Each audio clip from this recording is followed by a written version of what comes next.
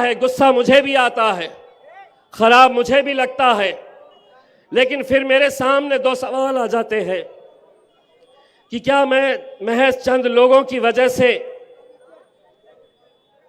मैं अपने चाहने वालों को छोड़ दूं।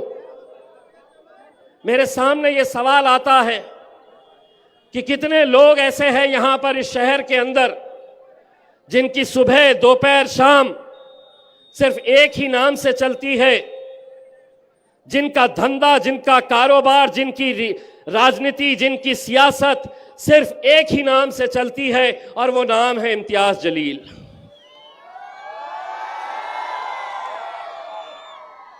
इनके धंधे, इनकी दुकानें, इनकी हर चीज खत्म हो जाएगी।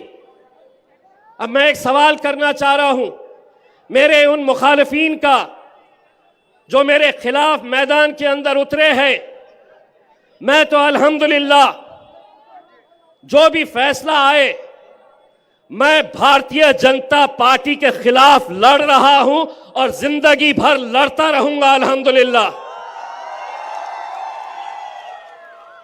लेकिन तुम अपनी जब महफिलें सजाते हैं, तुम अपने जब जलसे इसी रास्ते के ऊपर जब तुम सजाते हैं, तो क्या कभी तुम भारतीय जनता पार्टी शिवसेना का जिक्र करते हैं? तुम्हारी तकरीर की शुरुआत होती है इम्तियाज जलील के नाम से और खत्म होती है इम्तियाज जलील के नाम से। यानी कि मतलब यह है कि तुम स्टेज पर तो खड़े हैं एक शख्स बोलकर, लेकिन तुम्हारे मुंह में जो जबान चल रही है वो अतुल सावे की और भारतीय जनता पार्टी की जबान बोल रहे हो तुम। उनमें हिम्मत नहीं है, वरना खुली चुनौती है। जिस प्लेटफॉर्म के ऊपर अतुल सावे, जगह तुम्हारी, दिन तुम्हारा, वक्त तुम्हारा, तुम तय करो और आओ हम बहस करते हैं सियासी तौर के ऊपर कि तुमने इस इलेक्शन के अंदर क्या मुसलमानों को पैसा देकर तुमने खड़ा नहीं किया है। एक बात मैं कहना चाहता हूं, मैंने आज तक उनका नाम नहीं लिया, लेकिन आज मजबूरन मुझे यह कहना पड़ रहा है, डॉक्टर साहब आप हमारे पार्टी के सीनियर लीडर थे।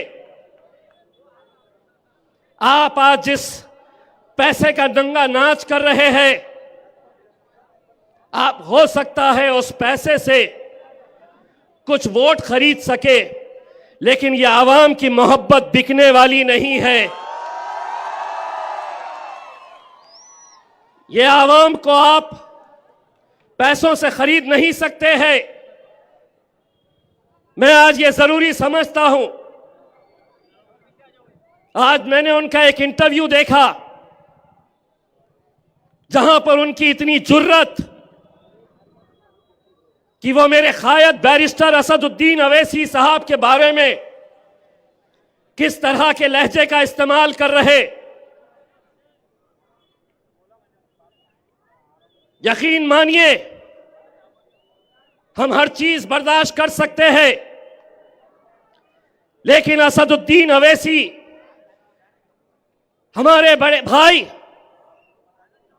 अगर हिंदुस्तान के अंदर सियासी बेदारी अगर पैदा करने का काम किए हैं, नौजवानों में सियासी शऊर जिन्होंने लेकर आए, उस शख्स के खिलाफ तुम इतने बड़े हो गए कि तुम उनके खिलाफ गाली का इस्तेमाल कर रहे,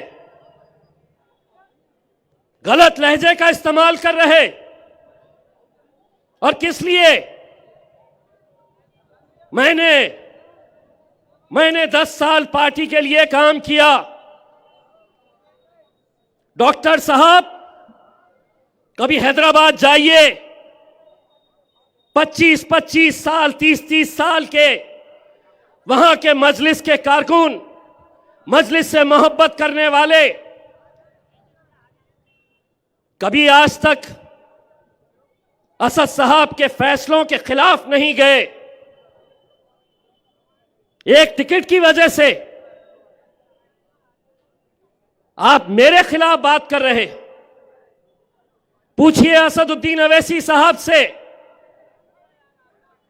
जब वो पिछला इलेक्शन हारे, मैं गया था असद भाई के पास। पूछ लीजिए असद भाई से, मैंने कहा था असद भाई उन्होंने मेहनत किए थे, हार गए, उनको हम पार्टी का एक अहम पोस्ट देनी चाहिए। मेरे बोलने के ऊपर मैंने असद साहब से गुजारिश की थी, तब जाकर उन्हें महाराष्ट्र का कार्याध्यक्ष का पोस्ट दिया गया था। आज एक टिकट नहीं दिया गया तो इम्तियाज जलील ऐसा, मजलिस ऐसी।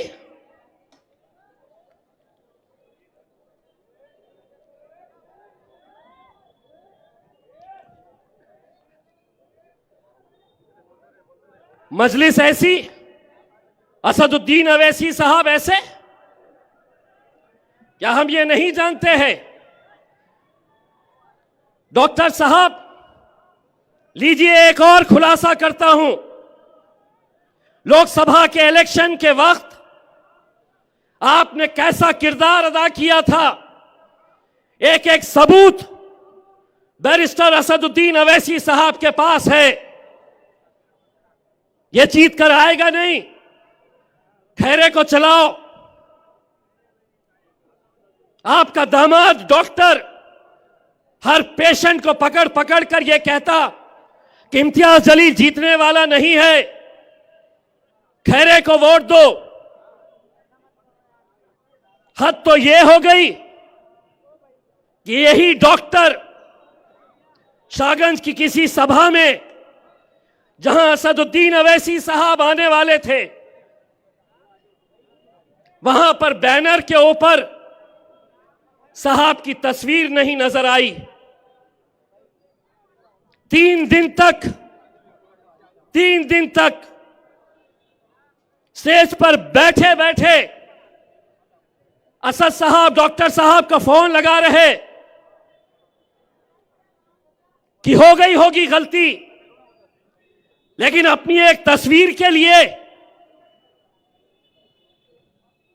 तुम साहब का फोन नहीं उठा रहे, मेरे असद भाई का फोन नहीं उठा रहे। कौन से तुम्हारी शाहरुख खान के जैसी तस्वीर है जो लगाना चाहिए था वहां पे?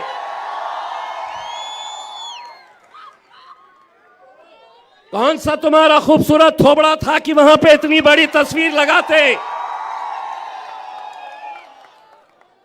कई जगह पर कई ऐसे लोग हैं जो हमारे, लेकिन अगर इतनी बड़ी पोस्ट के ऊपर बैठा हुआ शख्स अपने खायत का फोन नहीं उठा रहा क्योंकि किसी ने उनके ऐसे पोस्टर के ऊपर उनका तस्वीर नहीं लगाई, तो सोचिए उसकी जहनियत कैसी होगी। यकीन मानिए डॉक्टर साहब जिस तालीमी इदारों को औरंगाबाद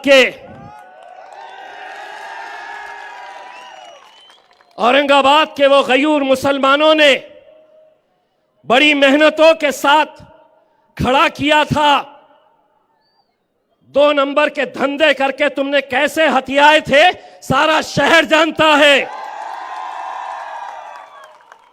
34 केसेस है तुम्हारे ऊपर, उसमें सबसे ज्यादा केसेस काहे के हैं पता है? बेईमानी के और धोखाधड़ी के केसेस है। इम्तियाज जलील के ऊपर अल्हम्दुलिल्लाह केस है,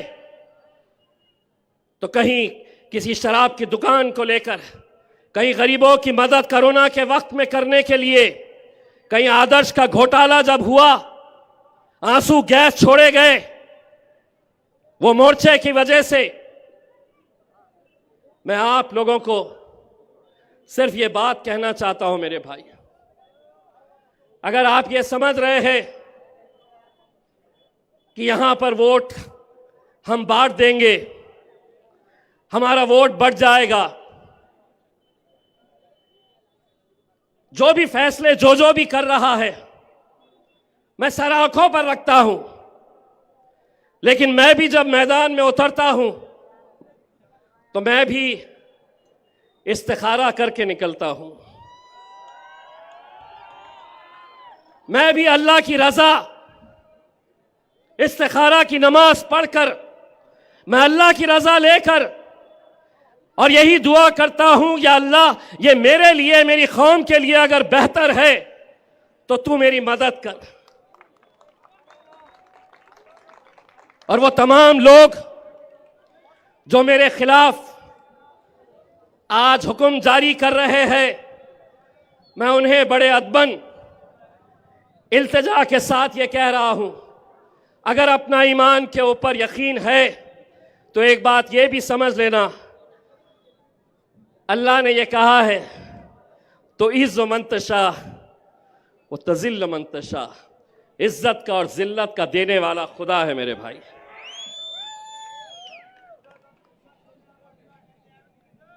आज हमने यकीनन जब सभी लोगों को ये लगने लगा कि ईस्ट की सीट यहां से भारतीय जनता पार्टी निकाल सकती है, ये डॉक्टर ने इल्जाम लगाया कि इम्तियाज जलील ईस्ट से अतुल सावे को जिताने के लिए सबसे कमजोर उम्मीदवार देने वाला है। यह है सबसे कमजोर उम्मीदवार, मैं हूं सबसे कमजोर उम्मीदवार।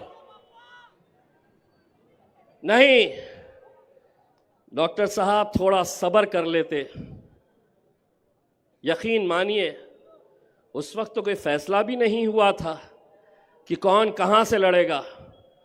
मैंने तो असद भाई को ख्वाहिश जाहिर की थी कि असद भाई मुझे आप गंगापुर से लड़ा दे, मुंबई से लड़ा दे, बीड़ से लड़ा दे। लेकिन असद भाई ने एक सर्वे करके ये किया था कि नहीं तुम यहां से लड़ना। हम लड़े। जब यहां पे एक माहौल तैयार हो गया, हमारा मराठा समाज जब अतुल सावे के पूरे खिलाफ में चला गया, और जाना भी चाहिए, जिस जरंगे पाटिल ने मराठा समाज को बेदार किया, एक छोटे से गांव का एक मामूली सा आदमी अपने कौम के लिए, अपने समाज के लिए जब लड़ता है तो कैसा पूरा समाज आंख बंद करके उसके पीछे चला जाता है। जब उन्हें यह एहसास हुआ कि मराठा समाज हमारा साथ नहीं देगा, अतुल सावे गार्डियन मिनिस्टर थे, जब वहां पर जरंगे पाटिल और उनके समर्थकों पर लाठीचार्ज किया गया, ये इम्तियाज जलील है, महाराष्ट्र के, हिंदुस्तान की पार्लियामेंट के अंदर महाराष्ट्र के 48 मेंबर ऑफ पार्लियामेंट है, लेकिन उस पार्लियामेंट के अंदर किसी और ने नहीं, इम्तियाज जलील ने खड़े रहकर पूरे पार्लियामेंट के अंदर जरंगे पाटिल का नाम लेकर यह कहा था कि हमें सीखना चाहिए जरंगे पाटिल से, जिसने एक आदमी ने पूरे महाराष्ट्र की नाक में दम करके रखा है हुकूमत की।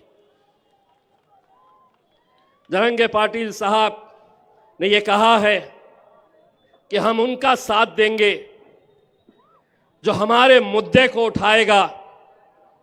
जरंगे साहब, आपने तो मुझसे बोला भी नहीं था, लेकिन उसके बावजूद, चाहे वो मैं हूं या मेरे कायद बैरिस्टर असदुद्दीन अवैसी साहब हो, उन्होंने हमेशा आपका समर्थन किया है, तायीद किया है।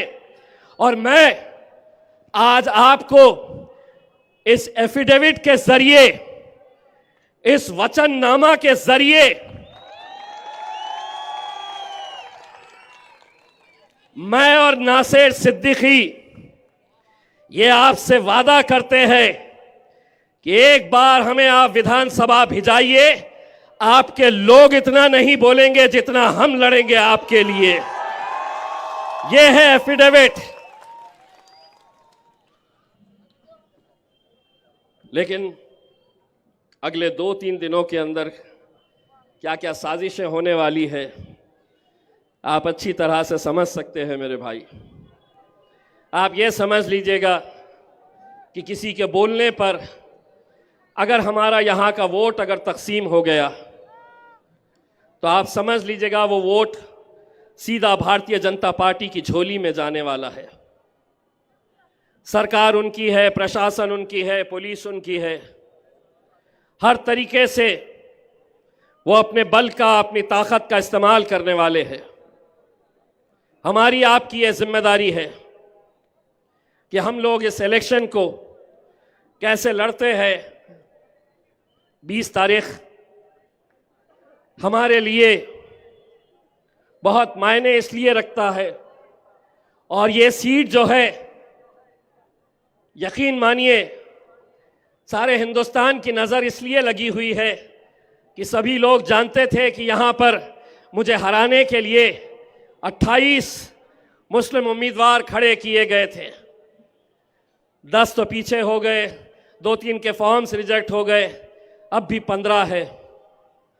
कौन है ये जिनके 20-20 ऑटो रिक्शा दौड़ रहे हैं,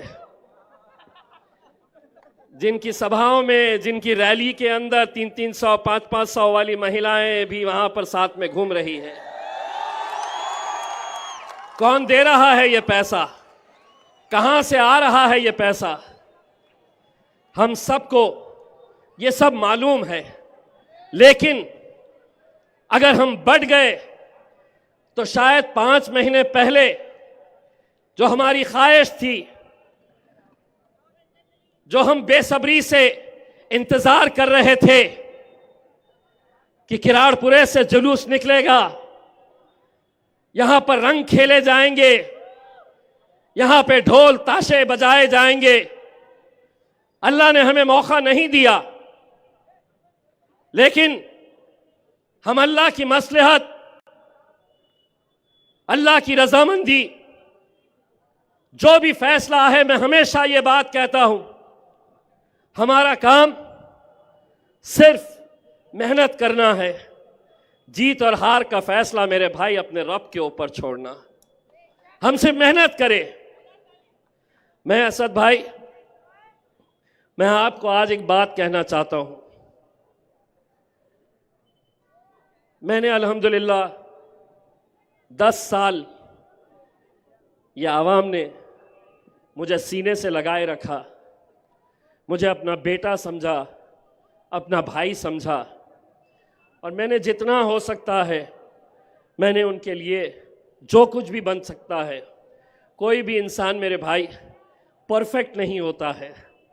मैं कोई फरिश्ता नहीं हूँ, मैं भी इंसान हूँ, गलतियाँ मुझसे भी होती है। लेकिन 6 साल पहले किसी की शादी में नहीं आया तो नाराज, किसी की दुकान के उद्घाटन के लिए नहीं पहुंच सका तो नाराज। हम कब तक ऐसी छोटी छोटी बातों की वजह से हमारी जो बड़ा लक्ष्य है उसको हम खो देंगे? 22 मार्च 2022 ये वो दिन है जब मैंने अपनी दुनिया खो दिया था। 22 मार्च 2022 को तकरीबन 20 दिन पहले रात के 10 बजे का वक्त मैं मेरी वालदा के साथ हंसी मजाक कर रहा था। ज़रा भी ऐसा लगा नहीं था कि आगे क्या होने वाला है। मैंने कहा कि मम्मी मुझे एक दावत में जाना है, मैं दावत में जाके वापस आता हूँ। और मैं चला गया। मुझे घर पहुँचने में लेट हुआ। मेरी वालदा मेरे बहन के पास थी, वो अपने घर चली गई। दूसरे दिन मेरे भाई का फ़ोन आता है कि वालदा को ब्रेन स्ट्रोक हुआ है। वो 20 दिन अस्पताल में कैसे हमने निकाले, मुझे ऐसा लगता है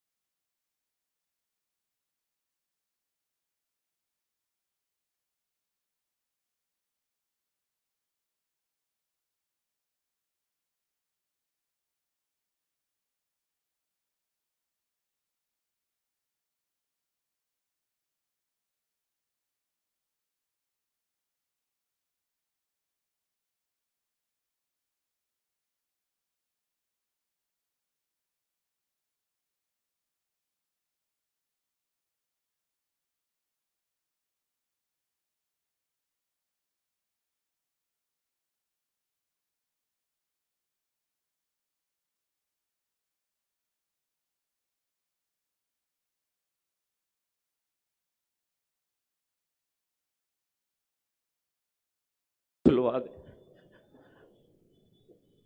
मैं पूरा वक्त मेरी माँ को देना चाहता था। मैं वो स्क्रीन पर देख रहा था कि उसके हार्ट बीट्स किस तरीके से खत्म होते जा रहे थे। शायद वो अपने बच्चे की आवाज़ खामोशी में भी सुन रही थी कि ये सब छोड़ना चाहता है, अपनी आवाम की मोहब्बत, ना उसको एमपी चाहिए ना एमएलए चाहिए, वो मेरे साथ रहना चाहता है। मैंने हर इंसान अपने माँ से मोहब्बत करता है, लेकिन मेरी दुनिया मेरी माँ थी। इन 10 सालों के अंदर मैं अगर लोगों के करीब गया तो मैं अपनी माँ को वक्त नहीं देता था जितना वो चाहती थी। रात में 1 बजता हो 2 बजता हो, वो बेड के सामने एक स्क्रीन लगा हुआ था सीसीटीवी का, वो इंतज़ार करती थी कि कब गाड़ी आएगी, कब उसका गुड्डू आएगा।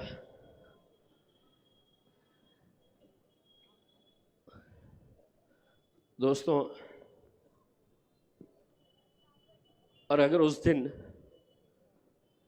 मेरी माँ आँख खोल देती तो शायद मैं सियासत में नहीं रहता।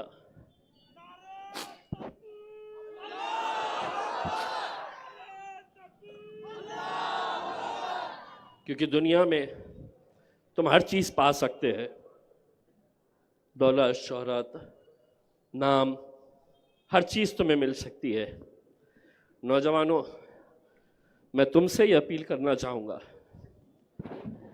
ये दौलत को जाने मत देना। बहुत खुशनसीब है वो लोग जिनकी माएँ हैं। मेरे वालिद साहब का इंतकाल करीब 30 साल पहले हुआ, तो मुझे बड़ा, एक भाई की हैसियत से, नतीजा कुछ भी आए, एक बात यहाँ से ज़रूर लेकर जाना, मुझे वोट देना नहीं देना, मुझे इतना अफसोस नहीं होगा, लेकिन कभी किसी की माँ मिल जाए मुझे और वो मुझसे अगर ये कहे कि बेटा तुम्हारे बोलने की वजह से हमारा बेटा अब हमें मोहब्बत से देखता है, गले लगाता है, प्यार करता है, तो मैं समझूंगा इसमें मेरी जीत है मेरे भाइयों।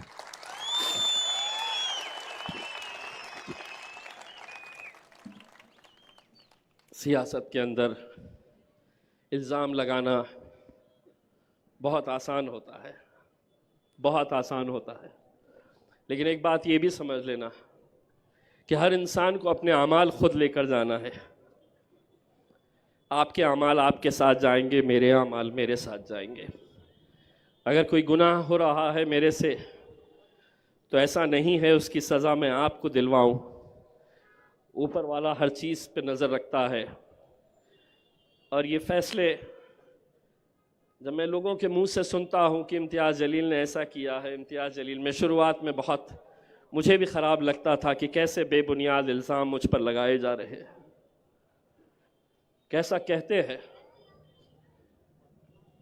अलग अलग तरह की बातें जब मैं सुनता हूँ, कहीं ना कहीं मुझे भी लगता है कि चलिए ये बोलने वाले कितने होंगे, 10 लोग, 20 लोग, 25 लोग, 50 लोग, 100 लोग हो सकते हैं, 200 लोग हो सकते हैं, लेकिन अल्हम्दुलिल्लाह इन 10 सालों के बाद भी अगर इनकी मोहब्बत में कमी नहीं आई है तो मुझे उन 100 लोगों की परवाह नहीं है मेरे भाई। मैं आप लोगों की मोहब्बत के सहारे, मैं आप लोगों की मोहब्बत के सहारे, यकीनन इस इलेक्शन के अंदर जो भी हो, आप जीतेंगे या आप हारेंगे, लेकिन औरंगाबाद वो मुकाम है कि जहाँ पर हमें इस बात का फ़ख्र है कि हमने एक इत्तेहाद की मिसाल यहाँ पर क़ायम की है। यहाँ से हम एमएलए जीते, यहाँ से हम एमपी बनकर गए, पूरे हिंदुस्तान को दिखाए हमने कि हमारा इत्तेहाद क्या हो सकता है।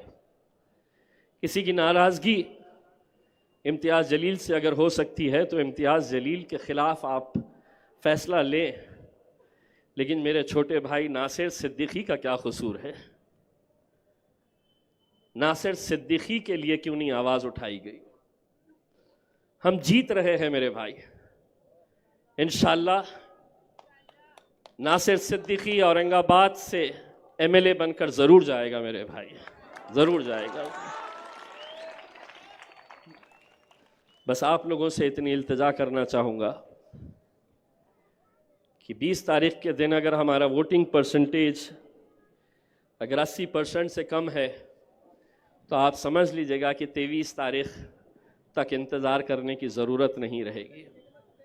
हमारा फ़ैसला 20 तारीख के दिन ही हो जाएगा, क्योंकि उन इलाक़ों के अंदर जिस तरीक़े की वोटिंग की तैयारियां की जा रही है, 5 महीने पहले लोकसभा का जब इलेक्शन हुआ तो 30%, 22%, 52%,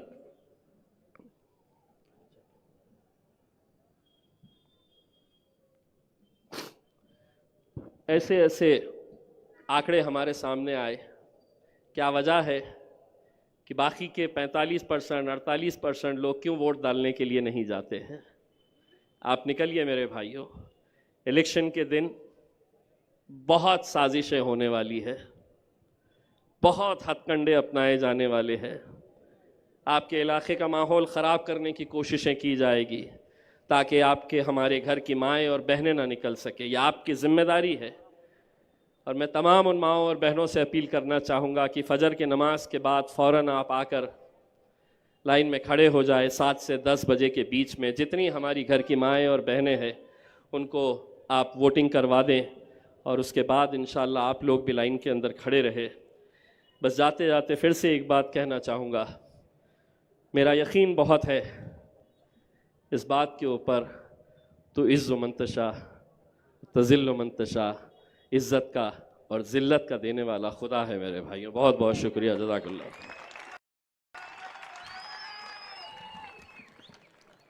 इससे पहले को यहाँ पर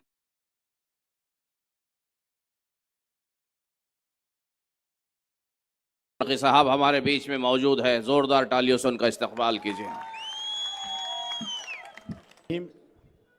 स्टेज पे तशरीफ़ फरमा मेरे और आपके कायदे मोहतरम बैरिस्टर असदुद्दीन अवैसी साहब, इम्तियाज़ जलील साहब, गुजरात के सदर साबिर काबलीवाला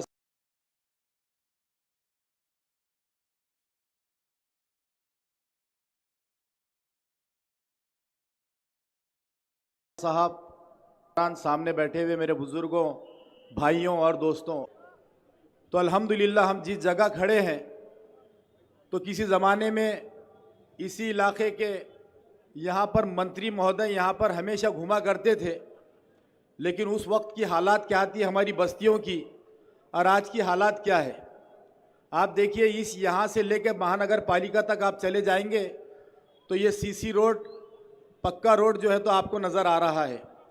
साथ ही ऐसे कई तारीख़ी काम हैं जिसमें आप लोग, एक दमड़ी महल का जिक्र करना चाहूँगा कि एक छोटा सा रोड हुआ करता था, आज अल्हम्दुलिल्लाह उसका देखिए कटकट गेट के अंदर से एक 12 फीट के रास्ते में से सबको जाना और आना पड़ता था। वो देखिए बारापुल्ला का गेट जो है तो हम लोग जिस दिन ईद मनाने के लिए पूरे शहर के लोग जाते थे तो घंटों ट्रैफिक वहाँ जाम रहता था।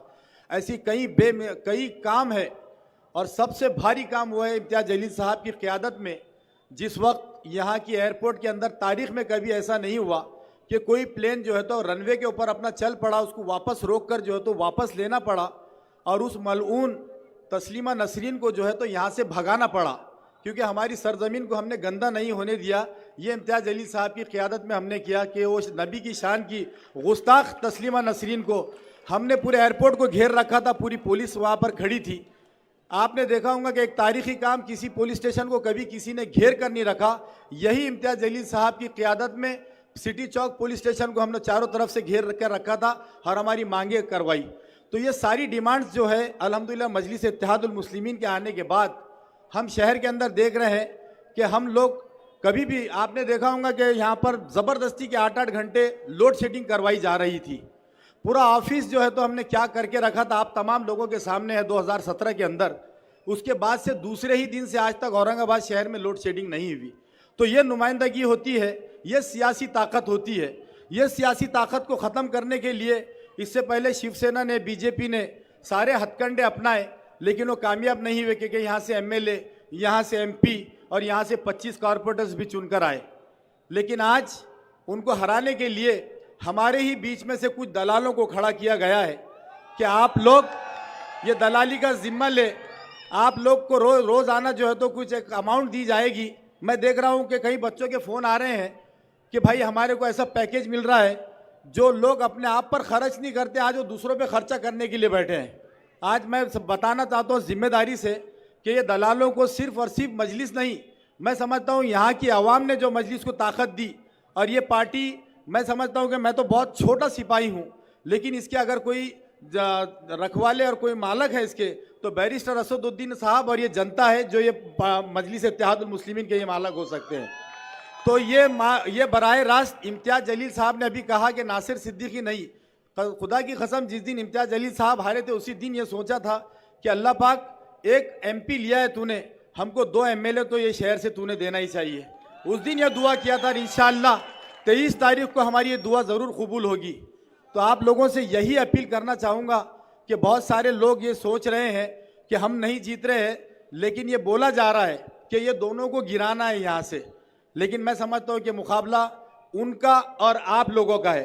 अब आपको जीतना है या उनको हराना है, ये आप लोग फैसला करेंगे 20 तारीख को, और दोनों तरफ इंशाअल्लाह मजलिस के दोनों उम्मीदवारों को आप कामयाब करेंगे, ऐसी उम्मीद करता हूँ। कायदे मोहतरम को आप लोग सुनने के लिए बेचैन हैं, मैं अपनी जगह लेता हूँ। शुक्रिया, खुदा हाफिज़।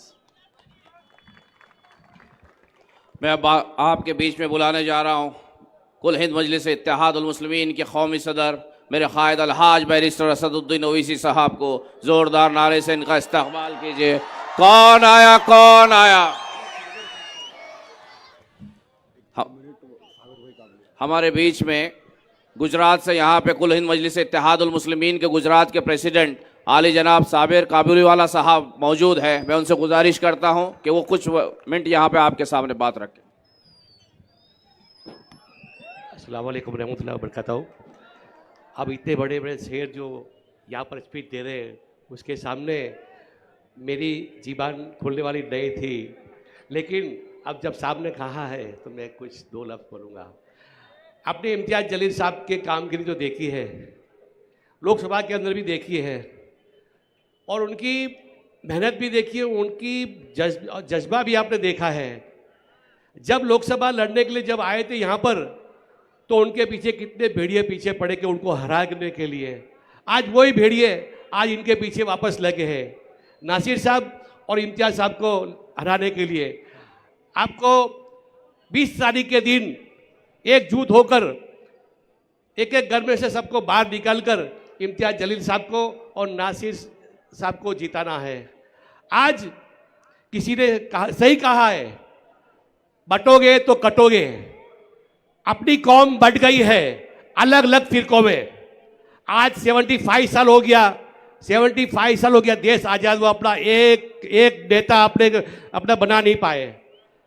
आज बैरिस्टर असद साहब जो यहाँ पर आए हैं, आप देखते हैं पूरा इंडिया तो क्या पूरा वर्ल्ड के अंदर इम्तियाज़ जलील साहब और बैरिस्टर असद साहब को का नाम जो इज्जत से लिया जाता है, वो आज सत्ता पर बीजेपी है, उनको उनका नाम भी ऐसे लिया नहीं जाता है। आज जो शेर आपने यहाँ से इम्तियाज़ जलील साहब को यहाँ से लोकसभा के अंदर भेजे थे, लेकिन दुख के साथ कह रहा हूँ कि जिस दिन उनकी हार हुई थी उस टाइम में 2 रात तक सोया नहीं था, लेकिन अब वापस मौका दिया है कि विधानसभा के अंदर आपको ज़्यादा से ज़्यादा वोट देकर उनको जिताकर विधानसभा के अंदर भेजना है। इंशाअल्लाह 20 तारीख को आप सुबह की नमाज पढ़कर आप बाहर निकलेंगे और सुबह से सबको घर से बाहर निकाल के वोटिंग करवाएंगे। ऐसी मैं आपसे गुजारिश करता हूँ। अल्लाह हाफिज़।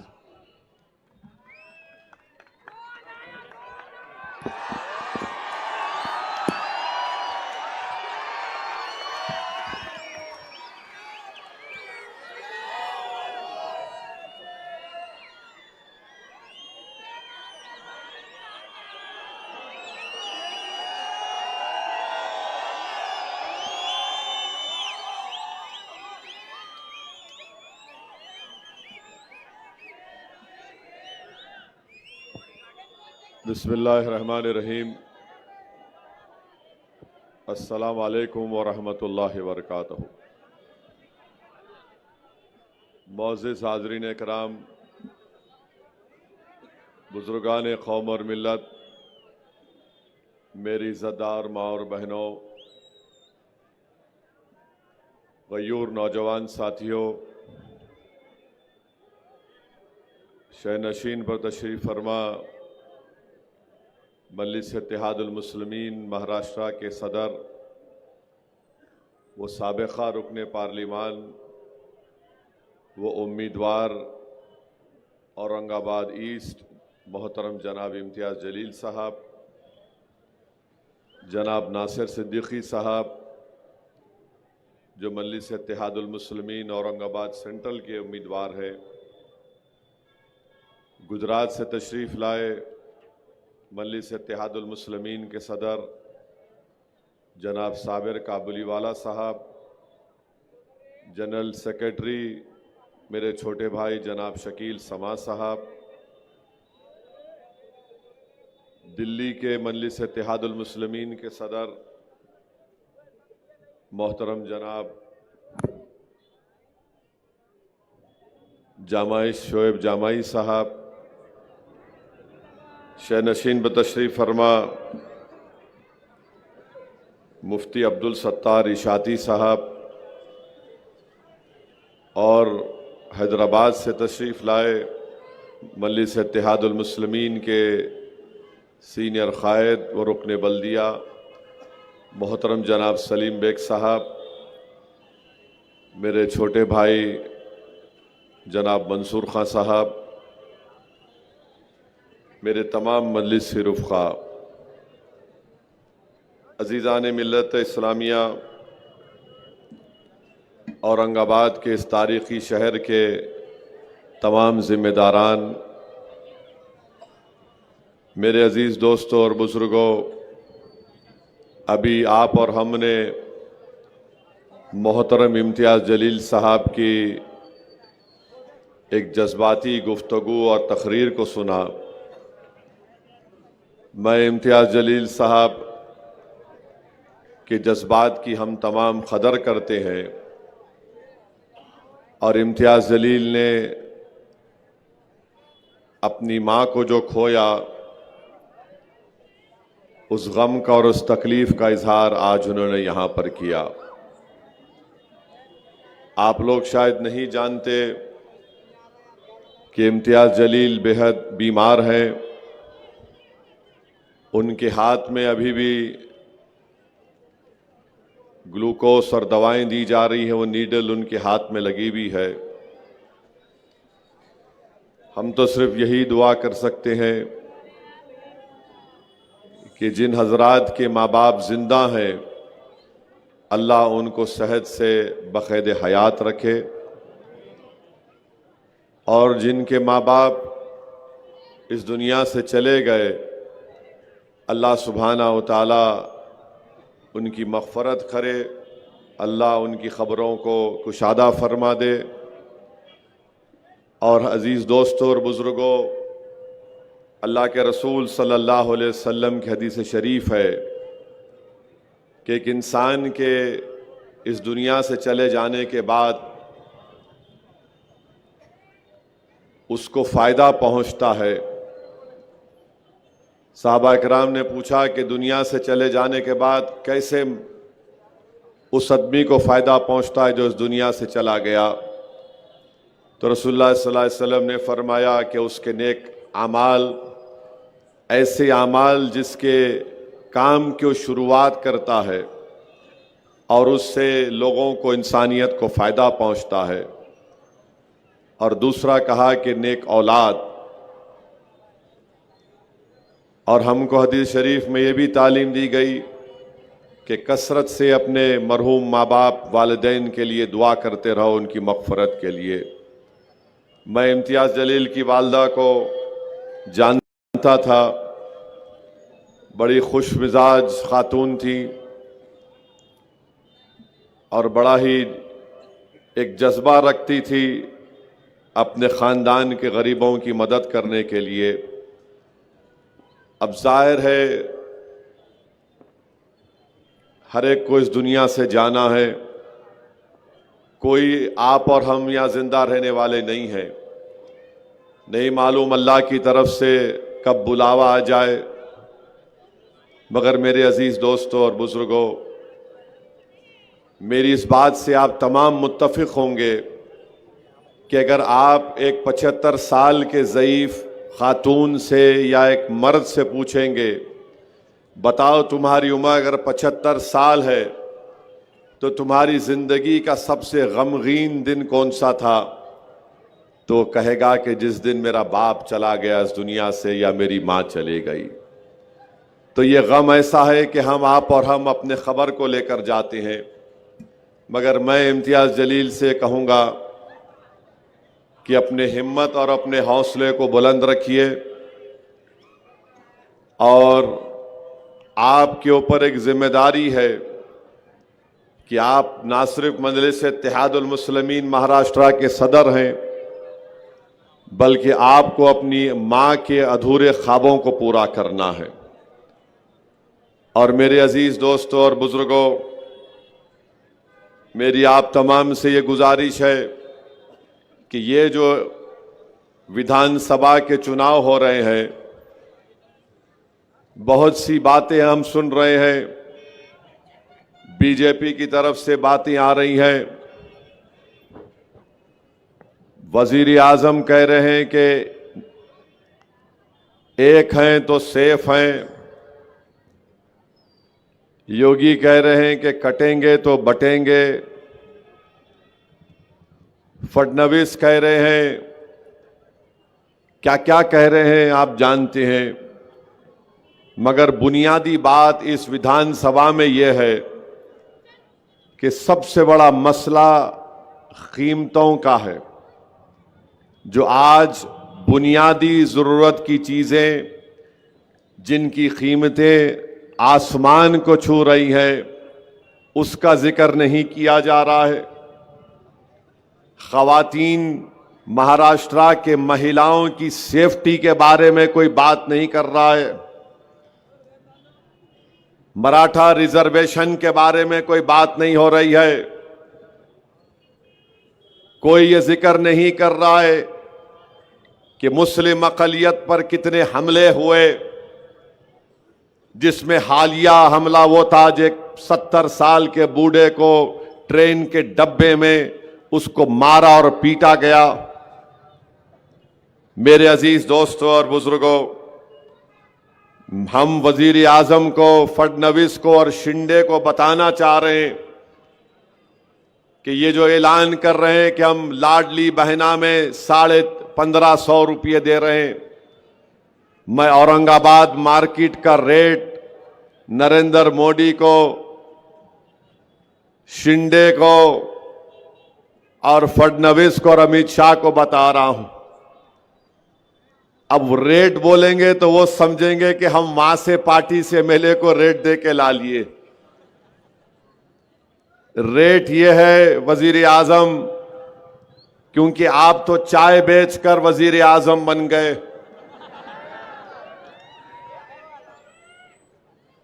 जब आप गरीबी को इतने करीब से देखे हैं तो शायद आप जानते होंगे कि चावल आज वजीर आजम जब आप प्रधानमंत्री बने 30 रुपये में बिकता था, आज 72 रुपीस में आ गया। गेहूं आटा 20 रुपये था, 45 रुपये हो गया। गेहूं 28 रुपये मिलता था, अब 42 हो गया।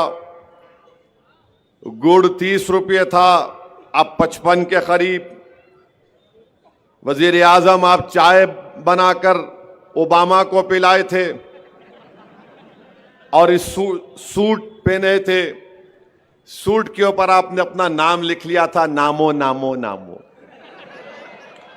वो आज शक्कर जो आप वजीर आजम बने जब 20 रुपये में थी, आज 39 रुपीस में हो चुकी औरंगाबाद में। मसूर की दाल 60 रुपये थी वजीर आजम जब आप बने थे मोदी, अब 155 रुपये हो चुकी है। लाल मिर्ची 180 रुपये में थी, आज औरंगाबाद में 450 रुपये। इमली 80 रुपये, अब 220 में हो चुकी है। नमक 12 रुपये में था, सस्ता था मोदी, अब 25 रुपये हो गया। कौन नमक हलाली नमक हरामी कर रहा है, ये महाराष्ट्र की जनता को 20 तारीख को तय करना है। मीठा तेल 80 रुपये में था 2014 में, 10 साल में 160 रुपये हो गया। वजीर आजम, आप तो वेजिटेरियन है, मैं नॉन वेजिटेरियन हूं। भिंडी 20 रुपये में थी, अब 50 रुपये में हो गई। बैगन 15 रुपये में था, अब 40 रुपये में हो गया। तो हम लोग दक्षिणी जबान में क्या बोलते हैं, 20 तारीख को ये जितने हमारे खिलाफ खड़े बैगन को बोलो। हरी मिर्ची 40 रुपये में थी, मोदी के 10 साल में 100 रुपये हो गई। प्याज 15 रुपये 40 रुपये हो गई। आलू 12 रुपये था, 30 रुपये हो गया। टमाटे 15 रुपये थे, 50 रुपये में हो गया। एलपीजी गैस का सिलेंडर 450 में मिलता था 2014 में, अब 900 और 1000 के दरमियान में। पेट्रोल 55 रुपये 65 पैसे में औरंगाबाद में मिलता था 2014 में, अब कभी 105 तो कभी 110 रुपये में। डीजल 45 रुपये 50 पैसे में था 10 साल पहले, अब 90 और 100 रुपये के दरमियान में आ गया। अगर आप इसमें से 6-7 चीजों को निकाल लेंगे, पेट्रोल डीजल को छोड़ के, और सिलेंडर को मिला लेंगे, तो करीब एक गरीब के घर में खाली इन चीजों को खरीदने के लिए 1900 से 2000 रुपये निकल जा रहे हैं। और शिंदे, मोदी, अमित शाह, फडणवीस पुकार कर महाराष्ट्र के गरीबों का मजाक उड़ा रहे हैं। हम 1500 रुपये दे दिए, 1500 रुपये दे दिए। हम पूछना चाह रहे शिंदे से, फडणवीस से, मोदी से, अमित शाह से, चलो मैं भी देता हूं तुमको 1500 रुपये, तुम खाते क्या महीने में देखेंगे। चलो, गरीब की गुर्बत का मजाक उड़ा रही है बीजेपी। लाडली बहना एक 1500 रुपये डाल रहे, 1900 रुपये छीन ले रहे, इसको बोलते गुजरात स्कीम। इस पर कोई बात नहीं कर रहे, ये सावे भी नहीं बात कर रहे। तुम्हारे खिलाफ कौन है नासिर? ना जायसवाल बात कर रहे, हिंदू मुस्लिम हिंदू मुस्लिम। वो बच्चों को सुलाते थे ना, बच्चों ने जुज्जू झक्का मामू झक्का, सो जा प्यारे, जुज्जू झक्का मामू झक्का, सो जा प्यारे। हिंदू मुस्लिम बस उतना ही। ज्यादा बोले कि वो 1500 सदी में वो बादशाह था, उसके बारे में बोलो। अब मैं उसका जानशीन हूं, नहीं वो ऐसा हुआ था।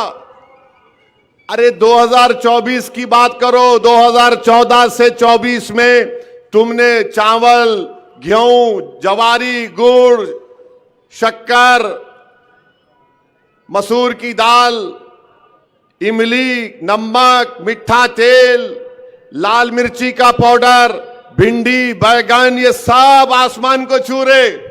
मगर इन्हों क्या करे औरंगाबाद में आके, हम नाम बदल दिए। अबे नाम बदल दिए तो ये सस्ता कहीं को नहीं हो रहा, फिर ये बोल। कुछ भी नहीं हो रहा। माने ये कर दिए, वो अरे क्या करे तुम। और 1500 रुपये दिए। शिंदे साहब आपके घर से नहीं दे रहे, ये महाराष्ट्र की जनता का पैसा है, किसी के बाप का खानदान का पैसा नहीं है। और आज मैं यहां से महाराष्ट्र के गरीबों को पैगाम दे रहा हूं, 1500 रुपये अगर मिले, 3000 भी मिले, लो, इस्तेमाल करो, मगर जब 20 तारीख को गए जाएंगे तो पतंग के निशान पर बटन दबा दो आप इंशाअल्लाह ताला। औरंगाबाद में 6 दिन में एक मर्तबा पानी, 8 दिन में एक मर्तबा पानी, पानी पानी को तरसा दिए।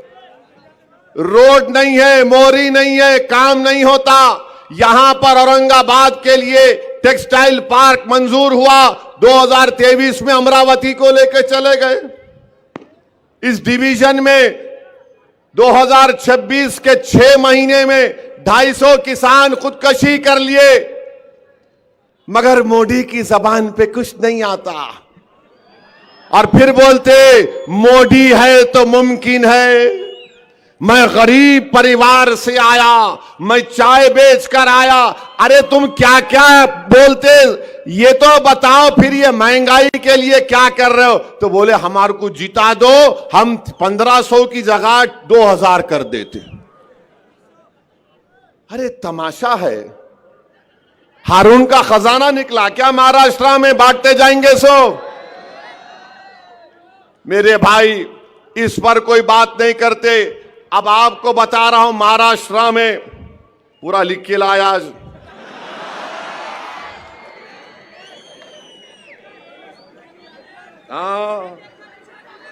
कहां है जी? महाराष्ट्र में नहीं, फोन में है, फोन में सब है, सबका भी है, उनका भी है, उन पे भी बोलता हूं। हाँ, पूरे हर डॉक्टर का इलाज हकीम करता है ये। हाँ,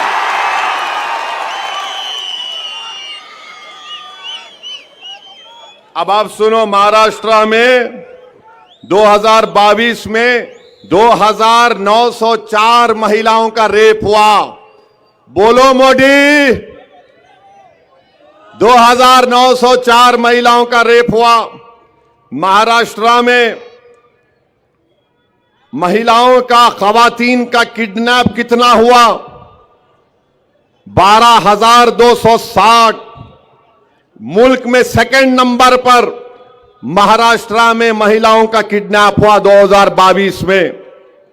उत्तर प्रदेश में जो काटेंगे कटेंगे कटेंगे बोले ना, वो उत्तर प्रदेश में 16,260 महिलाओं का किडनैप हुआ। मरीनू क्या बोल रहे? बटेंगे तो कटेंगे। अबे औरतों को उठा के किडनैप करके लेके जा रहे। महाराष्ट्र में 12,260 महिलाओं का किडनैप हुआ। असॉल्ट हमले कितने हुए महाराष्ट्र में?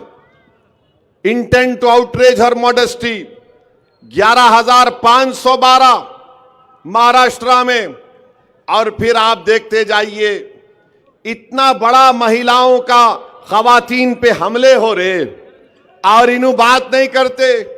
मोदी औरंगाबाद को आए, यहां पर कल भाषण दिए। मैं मीडिया के दोस्तों से पूछा, क्या मोदी मराठा आरक्षण की बात करे? नहीं करे, बिल्कुल।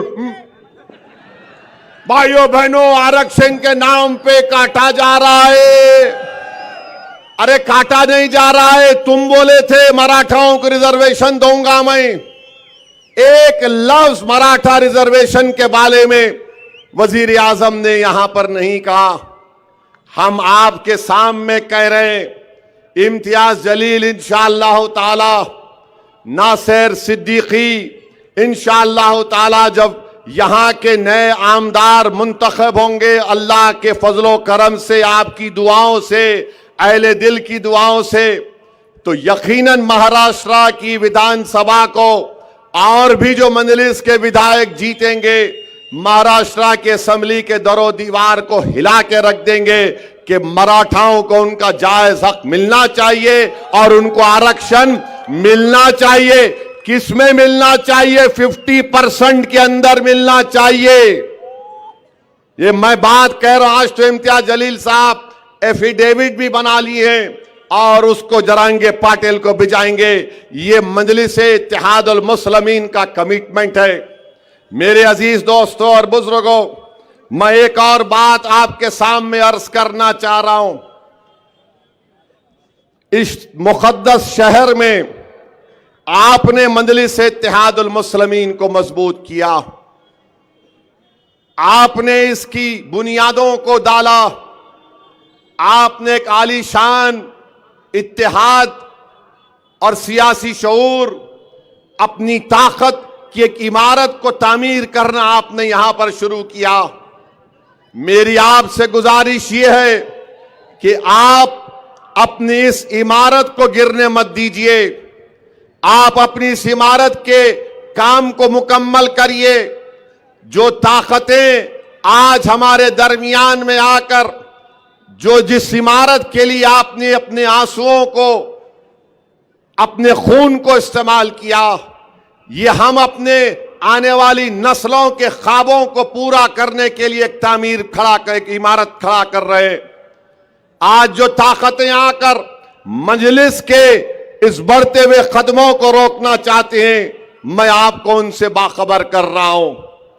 पार्लियामेंट का इलेक्शन आया, पूरे महाराष्ट्र में 48 लोकसभा की सीटें एक अल्पसंख्यक समाज का मुसलमान 20 साल के बाद 2019 में जीता।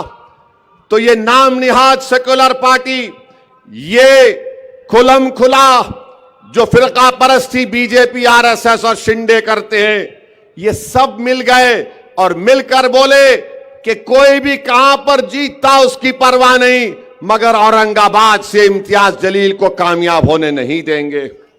और हुआ वही, ये सब मिलकर एक होकर इम्तियाज जलील की कामयाबी को रोक दिए। मेरे भाई, मैं फिर से कह रहा हूं, बार बार कह रहा हूं कि इम्तियाज जलील कामयाब नहीं हुए। यकीनन इसमें आपका नुकसान हुआ, महाराष्ट्र के मजलूम अवाम का नुकसान हुआ, इस मुकद्दस और तारीखी शहर के बाशिंदों का नुकसान हुआ, बल्कि भारत के उन गरीब 13.5 करोड़ अल्पसंख्यक समाज का, दलितों का नुकसान हुआ, जो बड़ी उम्मीद की निगाहों से इम्तियाज जलील को देख रहे थे कि पहले मर्तबा का रुकने पार्लियामान है और किस बेबाकी के साथ भारत की सबसे बड़ी पंचायत में खड़े होकर अवाम के मसाइल को उठाता है। वो आज तड़प रहे हैं। आपको अंदाजा नहीं है कि चाहे उत्तर प्रदेश हो, बिहार हो, लोग जब कभी मुझे एयरपोर्ट पर या रेलवे स्टेशन पर या कहीं मिल जाते, मुझसे एक ही बात की शिकायत करते, असद साहब, इम्तियाज साहब कैसे हार गए। सब यही बोलते, असद साहब, इम्तियाज साहब कैसे हार गए। मेरे भाई, इम्तियाज जलील की कामयाबी नहीं हुई और उसकी वजह से मैंने अपने एक बाजू को खो दिया। मैं अपने एक बाजू को खो दिया। मैं आपके सामने झोली फैलाकर आपसे इत्तेहाद की भीख मांग रहा हूं, औरंगाबाद के गयूर अवाम। मैं तो अपने एक बाजू से खो दिया, मगर तुम इम्तियाज जलील और नासिर सिद्दीकी को कामयाब करोगे इंशाअल्लाह ताला। ये ना सिर्फ आपके लिए, सेंट्रल और ईस्ट के लिए जरूरी है, उसके तरक्की के लिए, बल्कि महाराष्ट्र की विधानसभा में कोई जाकर लड़े आपके लिए, आपकी आवाज बनकर लड़े। दूसरे भी लड़ रहे हैं जो 5 मिनट 2 जुमले सही नहीं बोल सकते, जो 5 मिनट 2 जुमले सही नहीं बोल सकते, अलिफ को ते को जीम बोलते, समझे आप। अलिफ को ते को जीम बोलते, 2 चश्मी है भी नहीं मालूम, उनको जेर जबर नहीं मालूम, मगर गाली देंगे असदुद्दीन ओवैसी को और इम्तियाज जलील को। आपको महाराष्ट्र की विधानसभा में सोचो, तसव्वुर की दुनिया में लेके जाता हूं। अगर इम्तियाज जलील महाराष्ट्र की विधानसभा में खड़े होगा, सोचो आप, कोई खड़े होकर अगर कोई बदतमीजी करेगा तो कौन उसका दलीलों के साथ जवाब देगा। किस में इतनी काबिलियत है, कौन मुदल्लिल तरीके से हुकूमत को अपने दलाइल से झुका देगा, तो वो इम्तियाज जलील और नासिर सिद्दीकी होंगे इंशाअल्लाह ताला। ये जो लड़ रहे हैं ना, जीतने के लिए नहीं लड़ रहे, हराने के लिए लड़ रहे हैं। अच्छा, ये क्या महाविकास अघाड़ी है? ये क्या महाविकास अघाड़ी है? ईस्ट से कांग्रेस लड़ रही है, समाजवादी पार्टी भी अघाड़ी का हिस्सा है, मगर उनका कैंडिडेट यहां पर है। मालेगांव में उनका कैंडिडेट है, कांग्रेस का भी है। धूलिया में फारूक शाह के खिलाफ समाजवादी भी है और उद्धव ठाकरे का भी कैंडिडेट है। ये क्या प्लानिंग क्या है? वही प्लानिंग जो पार्लियामेंट में किए थे कि पूरे मिलके इसको हरा देंगे, मजलिस को हरा देंगे। जीतना इनका मकसद नहीं है मेरे भाई, हराना इनका मकसद है। अगर आप मजलिस के हक में वोट देंगे तो आप अपनी क़यादत को मजबूत करेंगे, आपको अपनी सियासी क़यादत को मजबूत करना है। और याद रखिए, अगर सियासी क़यादत नहीं होगी, हम अपने मसाइल को हल नहीं करवा सकते। महाराष्ट्र में आपने शुरुआत की, आपने बताया दुनिया को कि सरजमीन हैदराबाद के आगे भी, उसके बाहर भी हम औरंगाबाद की आवाम ने अपनी सियासी क़यादत को बनाने का काम शुरू कर दिया। इसीलिए तमाम के तमाम तकलीफ में आ गए। आज आप बताइए क्या वजह से मजलिस की मुखालिफत हो रही है? क्यों तुम मुखालिफत कर रहे हो? मकसद एक ही है, अगर ये दो जीत जाएंगे तो महाराष्ट्र के 288 की असेंबली पर हावी हो जाएंगे। इनको मालूम कि अगर ये मजलिस के नुमाइंदे जीत कर महाराष्ट्र की विधानसभा में जाएंगे तो सेटिंग नहीं होगी, फिक्सिंग नहीं होगी। ये इम्तियाज जलील और मजलिस की दुश्मनी की वजह यह भी है क्योंकि आपने पूरी दुनिया में एक मुनफरिद मुकाम पैदा किया। एक नापाक शख्स ने रहमतुल आलमीन सल्लल्लाहु अलैहि वसल्लम की शान में गुस्ताखी करने की कोशिश की तो महाराष्ट्र से कहीं एहतजाज की आवाज नहीं उठी। अगर आवाज उठी तो औरंगाबाद से उठी। औरंगाबाद के एक एक फर्द को सलाम, औरंगाबाद के गयूर उलमाओं को सलाम, औरंगाबाद के उन माओं को सलाम जिन्होंने ऐसे जियालों को पैदा किया, जिसने भारत को बता दिया कि अगर कोई कमली वाले पर बकवास बकेगा तो हम अपनी गुलामी का सबूत देंगे। और आपने एहतजाज का परचम बुलंद किया। दुनिया हैरान थी, बीजेपी परेशान थी, आरएसएस डर गई। ये आखिर क्या हो गया औरंगाबाद की आवाम को कि हजारों की तादाद में गाड़ियों में निकलते हैं और कहते हैं लब्बैक या रसूल अल्लाह, लब्बैक या रसूल अल्लाह। यही वजह है कि आज मजलिस के खिलाफ एक मंसूबा बनाया गया आपके इत्तेहाद के किले को कमजोर करने के लिए। आपके इश्क नबवी को देखकर, आपके गुलामी नबवी को देखकर ये तमाम बातिल ताकतें कोशिश कर रही हैं कि आपको रोका जाए। और कैसे रोका जाए? फर्द को रोक सकते, मगर जमात को रोकने का तरीका ये इनके पास है कि इनके उम्मीदवारों को कामयाबी से रोक दिया जाए। ये अब आपको फैसला करना है। आप तमाम को एक होकर 20 तारीख के दिन आपको अपने वोट का इस्तेमाल करना है। पतंग के निशान पर बटन दबाकर आप पैगाम दीजिए उन लोगों को जो हमारे इत्तेहाद को कमजोर करना चाहते हैं। मैं आपसे वादा कर रहा हूं और मैं आपसे अपना गिरेबान फैलाकर आपसे भीख मांग रहा हूं। औरंगाबाद की आवाम, आपने मुझे बहुत मोहब्बतों से नवाजा। मैं आपका मखरूज हूं और जिंदगी भर मखरूज रहूंगा। 20 तारीख के दिन तुम मेरे इस पैगाम को लेकर जाओ कि उम्मीदवार इम्तियाज या नासिर नहीं, उम्मीदवार असदुद्दीन ओवैसी है तुम्हारे सामने, याद रखो। मैं तुम्हारे सामने खड़ा हुआ हूं, मैं तुम्हारे लिए आवाज उठाते रहूंगा। मैं तुम्हारी आवाज था, हूं और रहूंगा। उम्मीदवार इम्तियाज नहीं है, उम्मीदवार नासिर सिद्दीकी नहीं है, उम्मीदवार औरंगाबाद से असदुद्दीन ओवैसी है। तो आज असदुद्दीन के नाम पर आपको पतंग कर बटन दबाना पड़ेगा, इम्तियाज नासिर के नाम पर नहीं। मैं अपने आप को तुम्हारे सामने पेश कर रहा हूं। मैं ईस्ट की जनता से वादा कर रहा हूं कि दारुस्सलाम की तरह इंशाअल्लाह ताला मैं वहां पर एक दफ्तर कायम करूंगा। ईस्ट औरंगाबाद में दफ्तर कायम करेंगे।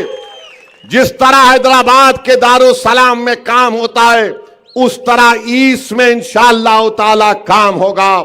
मैं आपसे वादा कर रहा हूं कि अस्पताल बनाना मेरी एक नीयत भी और ख्वाब भी है, मगर इंशाअल्लाह ताला मैं आपसे वादा कर रहा हूं ईस्ट औरंगाबाद की जनता से कि साल में कम से कम 5 से 6 मरतबा इंशाअल्लाह ओवैसी हॉस्पिटल के पूरे हर शोबे के डॉक्टरों को लाकर 2 दिन का मेडिकल कैंप साल में 6 मरतबा ईस्ट के उन तमाम स्लम इलाकों में मैं लगाऊंगा। हिंदू मुसलमान दलित नहीं देखेंगे।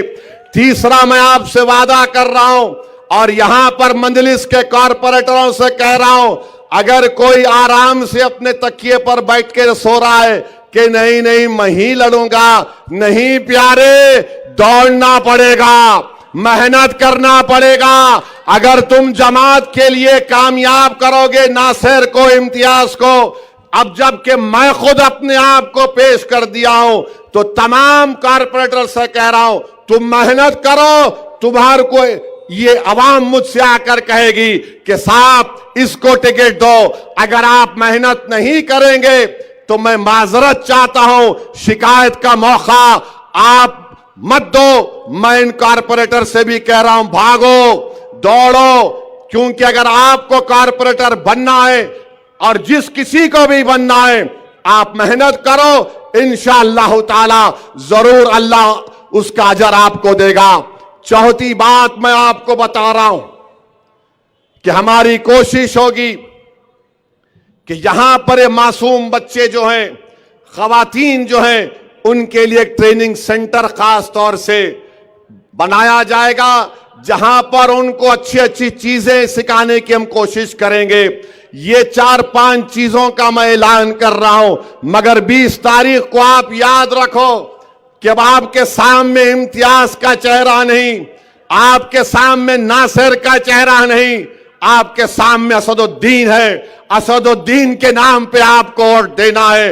आप लाज रख लो इस जमात की। मेरे भाई, आप बताओ, जिसको 2-2 मरतबा टिकट हमने दिया, आज वो शख्स कहता है कि मजलिस ऐसी है, मजलिस वैसी है। अरे मैं तुमसे कह रहा हूं, अंजुमन इशाअत तालीम की बुनियाद औरंगाबाद के दानिश्वर इज्जतदार लोगों ने रखी थी। जरा इस पर भी गौर कर लो। तुम्हारे इदारों में जो गरीब टीचरों का इस्तेसाल हो रहा है, जरा रोक लो उसको। और तीसरी बात, जो सावे से तुमको गुलाब जामुन, लड्डू, नान खलिया वेजिटेरियन भी आ रहा, तो बाज हमारे नौजवान गपागप ले रहे हैं। लो, मगर 20 तारीख को आसमानों पर पतंगी पिलाना मेरे भाई, पतंगी पिलाना। अरे ये कोई आकर मुझे कह दिया मैं 70 साल का हो गया, मेरे को 1 मरतबा टिकट दे दो। मैं बोला भाई ये कौन सा नया कानून है कि 70 साल का हो गए दे दो? तो कल एक बच्चा बोलेगा मैं 25 साल का हुआ, जवान हुआ, दे दो। सवाल इसका है कि आपको 2 मरतबा दिया गया था। मैं यकीनन सोच रहा था, मगर आपने वर्किंग प्रेसिडेंट होते हुए आपने अपने रियासत के सदर की तौहीन की। आपने क्या क्या बक दिया, अनाब शनाब आपने बक दिया। मैं तहकीक किया पार्लियामेंट के इलेक्शन में किस इदारे के टीचरों को कहा गया था कि इम्तियाज को वोट मत दो। मेरे भाई, अब आप बताइए, कोई भी जमात ऑर्गेनाइजेशन में को ऐसा काम हो सकता है क्या? किसी शायर ने अच्छा कहा था, हमको उनसे थी कब उम्मीद वफा, जो नहीं जानते वफा क्या है। मैं यकीनन उलमाए कराम की इज्जत करता था और करता रहूंगा। इख्तलाफ राय है और रहेगा, इसमें कोई दो राय नहीं है। मगर मेरे भाई, ये हमारे उलेमा हैं, ये अंबिया के वारिसीन हैं।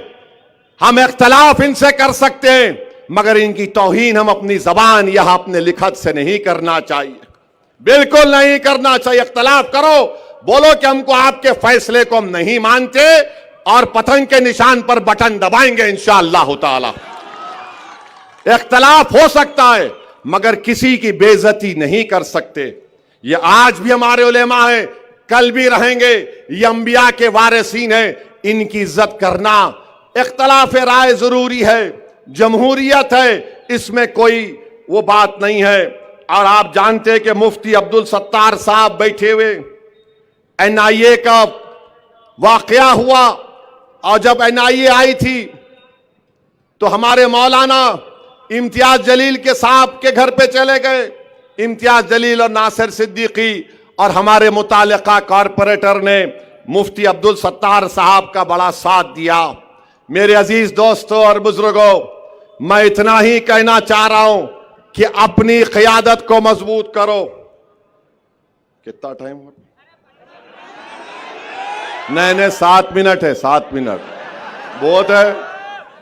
पार्लियामेंट में इम्तियाज साहब को पूछो आप, 4 मिनट में पूरों की हम टाइम कच्ची कर देते यहां से लेके वहां तक।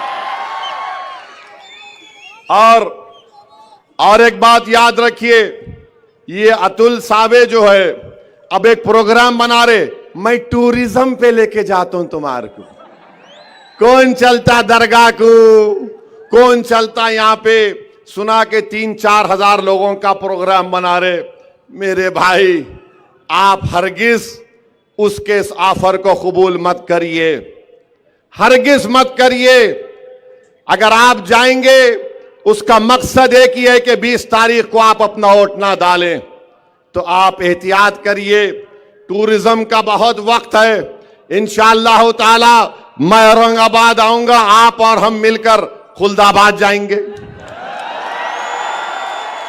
दौलताबाद जाएंगे, और वो मकबरे को भी देखना है मेरे को। अब नहीं मालूम, वहां गया तो फिर मीडिया बोलेंगी कहां गए, कहां गए, कहां गए, किधर गए, किसके पास गए। मगर ये इनकी साजिश है। तो आपसे गुजारिश है कि डरने और घबराने की जरूरत नहीं है।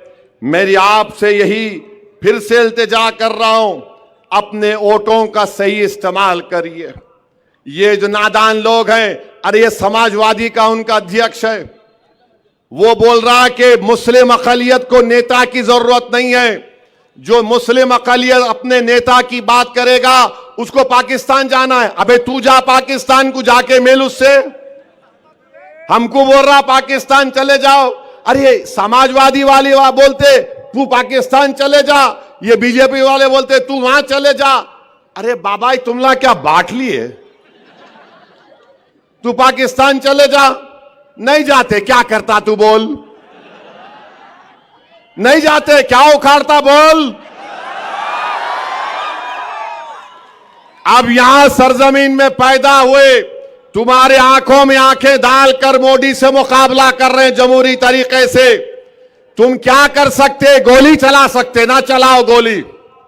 मैं मरने तैयार हूं, मुझ पर कई हमले हो चुके हैं, मगर याद रखो औरंगाबाद की आवाम, मैं तुमको जज्बात में लाने के लिए नहीं कह रहा हूं। मेरी नीयत यही है कि जब मैं इस दुनिया से चले जाऊं, मेरा जिस्म तुम्हारी सरजमीन में अंदर चला जाए। बस मेरी एक ही ख्वाहिश है। मुझे औरंगाबाद से इतनी मोहब्बत है। अल्लाह जानता है मुझे औरंगाबाद से कितनी मोहब्बत है। अल्लाह ही जानता है कि मैं जो कुछ अल्फाज बोल रहा हूं वो पूरी जिम्मेदारी के साथ बोल रहा हूं। बल्कि मैंने अपने अफराद खानदान के सामने भी यह बात रखा तो मेरे अफराद खानदान के लोग बहुत नाराज हुए। क्या बक रहे हो, दीवानी बात मत करो। मेरे घर वालों तक बोल दिया मैं कि मेरी नीयत यह है कि मैं अगर वतन अजीज में अल्लाह मुझे अपने पास बुला लेता है तो मुझे औरंगाबाद की एक छोटी सी जमीन में किसी पर जगह में दफना दो। बस मेरी नीयत यही है। मैं आपसे इतना मोहब्बत करता हूं। 20 तारीख को ये दोनों उम्मीदवार नहीं है, ये आपका भाई उम्मीदवार है, ये आपका बेटा उम्मीदवार है। आप मेरी लाज रख लो, और मेरी लाज इसलिए रख लो, मेरी नफ्स के लिए नहीं, अपने इत्तेहाद के लिए, अपनी शनाख्त के लिए, अपने इन मासूम बच्चों के मुस्तकबिल के लिए। याद रखो, याद रखो, मैं जिंदा रहूं या ना रहूं, मगर मेरे अल्फाज को नोट करके रख लो। भारत में मुस्लिम अक़लियत की जब तक सियासी लीडरशिप नहीं होगी, हम अपने मसाइल को हल नहीं कर सकते। अरे मौलाना अबुल कलाम आजाद की शेरवानी फाड़ दी गई थी कोलकाता में, मौलाना हिफ्जुर रहमान पर हमला किया गया था। असदुद्दीन ओवैसी क्या चीज है। मेरे अजीज दोस्तों और बुजुर्गों, आने वाले 40 साल को नजर रखो। मेरी कोशिश यही है कि मैं, इम्तियाज नासिर, हमारे तमाम मजलिस के अरकान जब इस दुनिया से चले जाएंगे, हम यही चाहते हैं कि इस सरजमीन में 40 साल तक, 50 साल तक ऐसे लोग तैयार हो जाएं जो आपकी खिदमत कर सकें, जो असदुद्दीन इम्तियाज जलील से ज्यादा काबिल हो, जो नासिर सिद्दीकी से ज्यादा आवाम में जज्बा रखें खिदमत का। यह काम हमको करना है। 20 तारीख के दिन तुम सिर्फ वोट डालने नहीं जा रहे हो, तुम 20 तारीख को वोट पतंग के लिए इसलिए डाल रहे हो क्योंकि तुमको 40 साल तक तुम्हारी आवाज रहना औरंगाबाद में। और अगर अल्लाह से मेरी यही दुआ आती है कि अल्लाह सुबह क़यामत तक मजलिस इत्तेहादुल मुस्लिमीन को ताकत दे, मजलिस इत्तेहादुल मुस्लिमीन और हमारे जो ख्वाबें हैं अल्लाह उन ख्वाबों को पूरा कर दे। मेरे भाई, अल्लाह ने मुझे बहुत कुछ दिया, मगर मैं दौड़ा दौड़ा फिरता हूं। वक्फ का बिल हमारे सामने है। ये वक्फ का बिल अगर कानून बनेगा, मस्जिदें, दरगाहें, खानकाहें, कब्रस्तान गैर महफूज हो जाएंगी। तो वक्फ को बचाने के लिए 20 तारीख के दिन आपको पतंग के निशान पर बटन दबाना है। मेरा हाथ उठाकर जवाब दीजिए, क्या आप हिम्मत के मुजाहरे करेंगे? क्या आप उम्मीद के मुजाहरे करेंगे? क्या आप डरेंगे? क्या आप अपने हिम्मत और हौसले को बुलंद रखेंगे? क्या आप औरंगाबाद में असदुद्दीन ओवैसी को वोट देंगे? क्या आप असदुद्दीन ओवैसी को वोट देंगे? क्या आप अपनी जमात की क़यादत को मजबूत करेंगे? क्या आप उलमाओं की इज्जत करेंगे? याद रखो नौजवानों, बुजुर्गों, मेरी इज्जतदार मां और बहनों, ये लड़ाई 50 साल के लिए है, ये सिर्फ एक चुनाव की नहीं है। तो 20 तारीख के दिन आसमानों में क्या नजर आएगा? गलियों से क्या आवाज आएगी? घर से क्या आवाज आएगी? दिल क्या पुकारेगा? दिमाग और जिस्म क्या कहेगा? और हम क्या करेंगे? पतंग पतंग पतंग पतंग। आप तमाम से ही गुजारिश है, एक एक वोट को इस्तेमाल करिए, बीजेपी को जवाब दीजिए। ये लोग इस मुल्क और देश को बर्बाद करना चाहते हैं। इत्तेहाद से अपने शहर को बचाइए, हिंदू मुस्लिम इत्तेहाद को मजबूत करिए, दलितों के इंसाफ के लिए लड़ना है। शुक्रिया, खुदा हाफिज, सलाम अलैकुम। मजलिस इत्तेहादुल मुस्लिमीन, पतंग को औरंगाबाद जिंदाबाद। डर रहे, जोर से बोलो, औरंगाबाद औरंगाबाद औरंगाबाद। सलाम अलैकुम।